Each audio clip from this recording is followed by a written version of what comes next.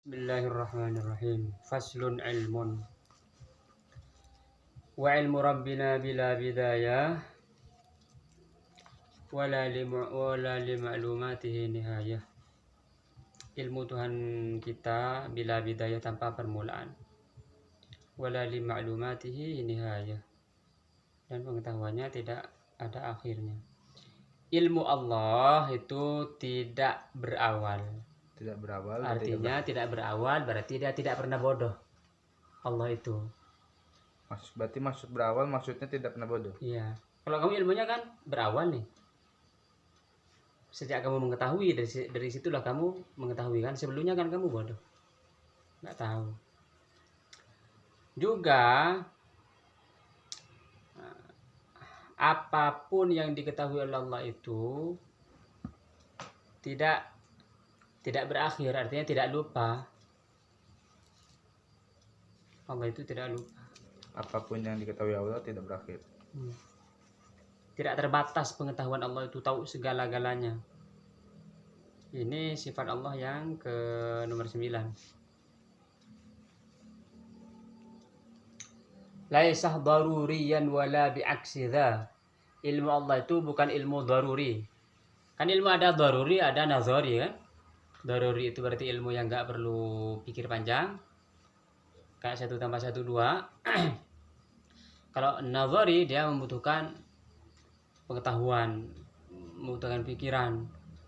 Misalnya pengetahuan bahwa bumi ini bulat kan?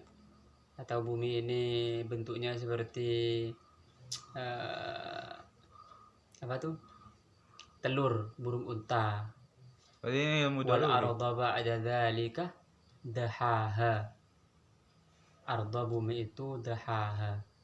Dihamparkan dia dahaha berasal dari duhyah.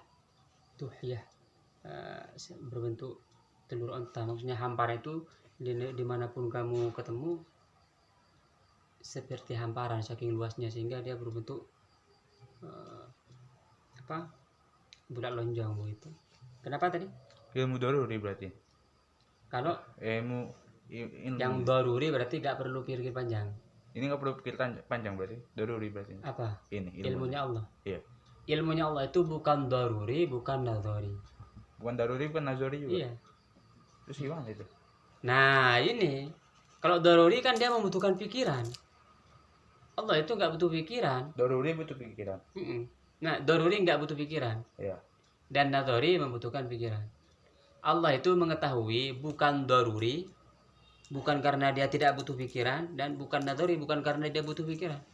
Bagaimana? Bukan hasil pikiran. Allah tahu itu. Dia memang tahu ilmunya, ilmu Allah itu. Jadi Allah ada, itu ilmu. Allah punya sifat ilmu, mengetahui juz'iyat dan kulliyat. Juz'iyat itu berarti dia mengetahui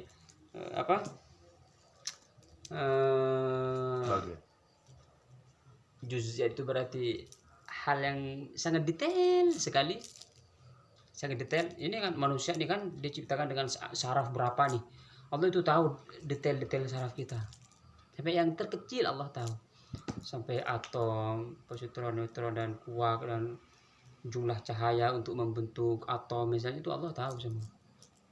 Dan secara global Allah juga tahu. Dan itu semua bukan didapatkan. Kalau kita kan mengetahui itu didapatkan kan dari luar ke dalam. Maksudnya bisa secara daruri tanpa pikir panjang, bisa secara nazari. Kalau kita kan, nah Allah itu ilmunya bukan daruri, artinya bukan karena pikiran, karena daruri dan nazari ini dia alat utamanya adalah pikiran, akal. Allah itu tidak membutuhkan akal untuk mengetahui. Membutuhkan apa? Tidak membutuhkan apa-apa. Qiyamuhu binafsihi. Tahu nggak butuh apa-apa. Allah tahu nggak butuh apa-apa. Tapi Allah tahu segala-galanya. Apa yang ini? Nggak perlu dipikir panjang kalau gitu masih. Enggak, ini kalau orang yang pengen mengenal Allah ini dipikir panjang. Masa ya? Jadi ada orang yang emang yang pengen mengenal Allah itu sedalam-dalamnya. Dia mengkaji Al-Quran, mengkaji hadis Nabi, Karena begini, tingkatan orang mengetahui Allah itu, mengenal Allah itu bertingkat-tingkat. Contoh begini, kalau di dalam Al-Maqsudul Asna di Syarh Asma'il Husna, contoh ya, Imam Syafi'i. Imam Syafi'i ini dia punya murid namanya Robi misalnya. Nah, terus Imam Syafi'i ini punya pembantu yang tukang sapunya, yang kerjanya di luar kamar. Robi ini kerjanya menulis karya-karya Imam Syafi'i, belajar dengan Imam Syafi'i, tahu jadwalnya Imam Syafi'i, hafal kitab-kitabnya, tahu riwayat-riwayatnya, pokoknya tahu luar dalam lah Imam Syafi'i. Orang yang nyapu tadi di luar kenal kepada Imam Syafi'i.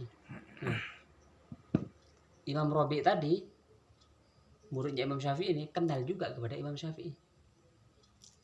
Pengenalan Robi dan pengenalan pembantu tukang sapu itu beda. Sama juga manusia kenal kepada Allah nih. Ada yang kenal ilmu, Allah tahu juz'iyat, kulliyat. Terus Allah juga ilmunya bukan daruri, bukan dardori. Tapi ada orang yang dia meneliti ilmu-ilmu Allah itu. Misalnya dia meneliti tumbuh-tumbuhan, meneliti meneliti laut misalnya. Dia paham ilmu Allah ini memang benar-benar luas. Bukan sampai situ, masih ditingkatkan lagi, memahami ilmu Allah itu maksudnya bagaimana. Tapi dia paham bahwa ilmu Allah ini kamu ngerti gak maksudnya pengen mengenal seseorang tuh? Kamu kalau pengen mengerti begini, kalau kamu suka ke orang, kamu misalnya suka cewek kan, kamu kan pengen tahu segala sesuatu tentang cewek itu kan. Iya, pengen tahu rumahnya, nomor HP-nya, jam berapa tidur, parfumnya apa, pokoknya pengen tahu sedalam-dalamnya hingga kamu tahu, ya kan. Nah, sama dengan orang yang cinta kepada Allah itu, dia pengen tahu sedalam-dalamnya, tetapi memang tidak mungkin. Makanya kenal kepada Allah itu ila usul haitsu la usul, sampai kepada tidak sampai. Maksudnya sedalam-dalamnya kamu memahami Allah, bakal nyampe maksudnya. bukan nggak pakai sampai, kamu sampai, tetapi sampainya kamu ini seperti menemukan satu tetes air di lautan 7 lapis lautan misalnya. Jadi kecil sekali. Tapi kamu sudah sudah kayak gak muat gitu. Padahal ada yang dikasih sama Allah ilmunya itu setetes. Ada yang dikasih segelas. Ada yang dikasih ilmunya segayung, macam-macam. Ada yang dikasih seember. Nah, kamu cek kamu ilmunya di mana. Nah, caranya ada yang dengan ibadah, ya kan? Ada yang pakai akalnya, ada yang digunakan, ibadah digunakan, akal digunakan, hati digunakan. Nanti ada ilham. Ini ada yang dengan cara ilham. Makanya nanti ilhamnya ini harus dia memahami syariat biar gak benturan dengan syariat. Balik-baliknya ke Al-Quran. Karena Al-Quran itu kan kayak kemarin Bismillahirrahmanirrahim misalnya. Ini sampai kiamat juga teliti Bismillahirrahmanirrahim ini gak selesai-selesai.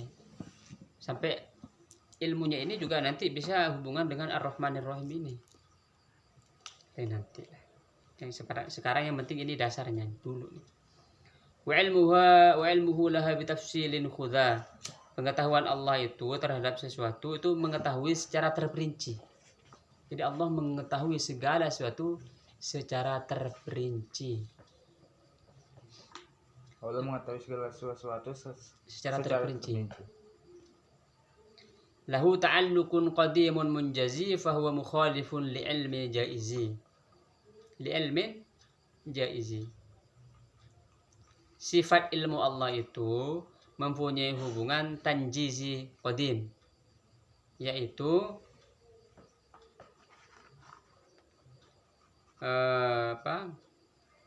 pengetahuan terhadap yang wajib, yang mustahil, dan yang jaiz. Jadi Allah dari dulu, bukan dari dulu sih, tanjizi qadim itu artinya Tanjiz itu menerapkan qadim. Jadi dari dulu bahasa manusianya ya. Tapi sebenarnya bahasa keturunan, maksudnya bahasa apanya berarti kalau bahasa manusianya? Kalau Karena dari dulu kita untuk memahami, nah kan kemarin sudah dibilang bahwa untuk memahami Allah itu hanya pada rosem saja kan. oh, Memahami Allah itu tidak bisa hal. Kita ini kan terikat ruang dan waktu. Kamu mau bisa bayangkan sesuatu tanpa waktu? Bisa? nggak bisa lah. Ya kan? Coba kalau akal ya. Kalau enggak di dalam bumi, di luar bumi. Iya. Allah itu tidak di luar, tidak di dalam. Tidak di luar bumi, tidak di dalam bumi. Itu bayangkan bagaimana. Karena kalau di dalam bumi dan di luar bumi, dia makhluk masih benda materi. Allah bukan materi, bukan makhluk. Jadi kita ini membahas Allah itu la ya'rifullah illallah, tidak ada yang paham Allah kecuali Allah.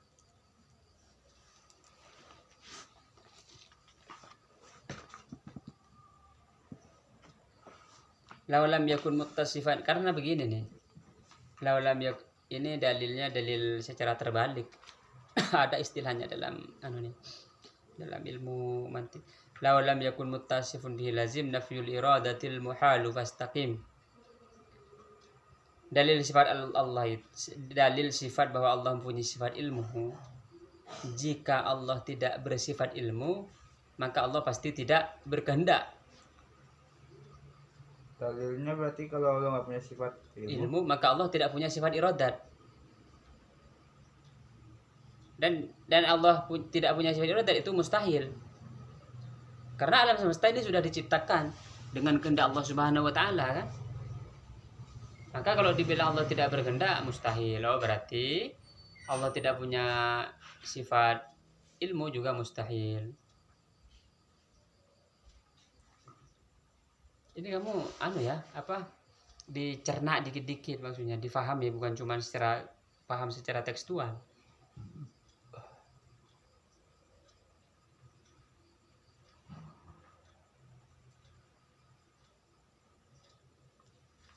Ilmu Allah Subhanahu wa taala. Kalau nggak dihafal nih tauhid lupa lagi pasti nanti. Yang penting difahami, dihafal dulu baru dipahami. Memahami ini yang penting. Kalau kitab-kitab kayak gini apa? Berarti baca gitu. Apa? Kalau kitab-kitab tauhid begini. Ini kan pengetahuan yang wajib diketahui. Iya. Kalau misalnya ada bacaannya itu kitabnya. Bacaannya gimana? Bacaan-bacaan tentang ilmu-ilmu ini. Banyak. Kalau tahu itu Nurul Zolam, kayak Aqidatul Awam itu kan.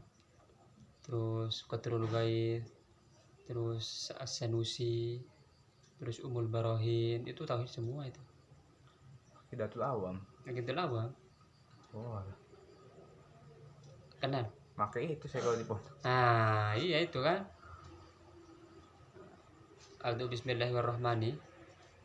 Enggak tahu.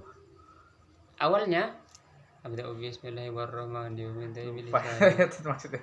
Hah? Lupa sih kan tukang tidur Gitu. Allahu mawjudun qadimun baqi mukhalifun lil khalqi bil itlaqi.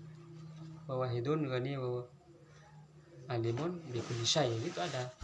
Alimun mengetahui segala sesuatu. Sami'unil basir wal mutakallimu. Lahu sifatun sab'atun tantadhimu. Wa qudratun iradatun sam'un basar. Itu kan? Wa qudratun iradatun sam'un basar hayatul ilmu kalamun istamar. Begitu. Ini Ahlus Sunnah ini, bukan yang Al-Usulus Tsalatsa punya siapa itu? Albani. Ibnu Taimiyah. Hah? Ibnu Taimiyah. Iya. Ibu Samin jangan pelajari itu, aduh sesat nih. Ini. Enggak musyrik. Kan bisa musyrik kita. Tapi ya mempelajari, cuman itu nggak apa-apa sih, belajar cuman hati-hati. Kalau nggak kuat nanti bisa keikut.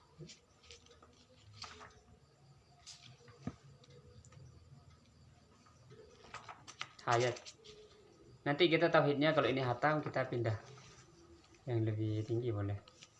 Yang lebih tinggi. Ini kan dasar ini.